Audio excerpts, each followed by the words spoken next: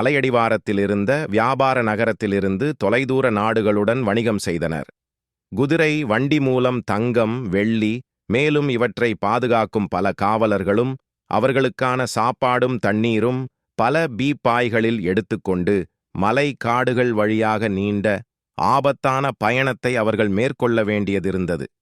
ஒரு வியாபாரி புறப்படத் தயாரான போது மற்றொரு வியாபாரி, முதலில் அவரே போகட்டும், அவர் அனுபவத்திலிருந்து பாடத்தை கற்றுக்கொண்டு நாம் பாதுகாப்பாக மெதுவாக பயணத்தை மேற்கொள்ளலாம் என முடிவெடுத்தார். வியாபாரி பயணத்தை தள்ளி போட காரணம், இருவரும் ஒரே சமயம் பயணம் செய்தால் குதிரைக்கு போதிய அளவு புல்லோ தண்ணீரோ சமைப்பதற்கு விறகோ கிடைக்காது, பயணம் வெற்றியடையாது என்பதுதான். வாரங்கள் கடந்தன. முதல் வியாபாரியிடமிருந்து எந்த தகவலும் வரவில்லை. இரண்டாவது வியாபாரி வாளேந்திய தன் ஆட்களை பயணத்திற்கு தயார்படுத்தினார். அவர்களிடம் பயணத்தில் வரும் இடையூறுகள் மற்றும் சிக்கல்களை தீர்ப்பதற்கான வழிமுறைகளை விளக்கினார். பயணம் தொடங்கியது. முதல் வியாபாரியின் ஆட்கள் குதிரை மிகவும் கஷ்டப்படுவதை பார்த்து அதற்கு ஓய்வு கொடுக்க ஓரிடத்தில் நிறுத்தியபோது அவர்களை நோக்கி ஒரு காஃப்லேன் ஓடி வந்தது.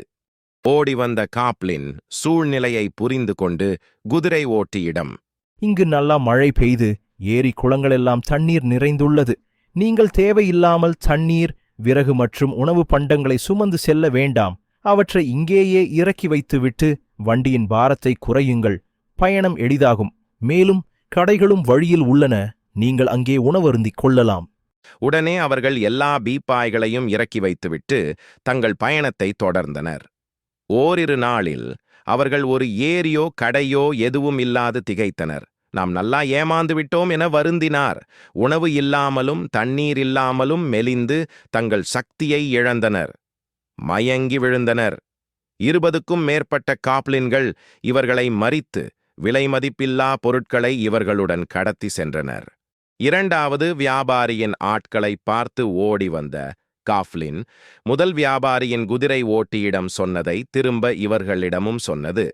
உடனே தன் முதலாளி எச்சரிக்கையை நினைத்த வீரர்கள், இடி சப்தமோ குளிர்காற்றோ மண் வாசனையோ மழை பெய்த அறிகுறியோ இல்லையே, எங்களிடம் பொய் வேண்டாம், ஓடிவிடு என்றனர்.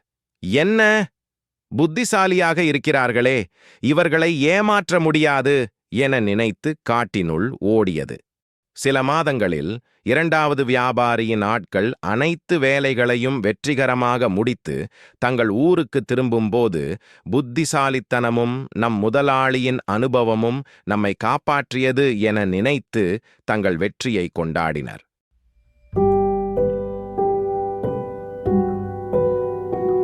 Hello, if you like it, please subscribe.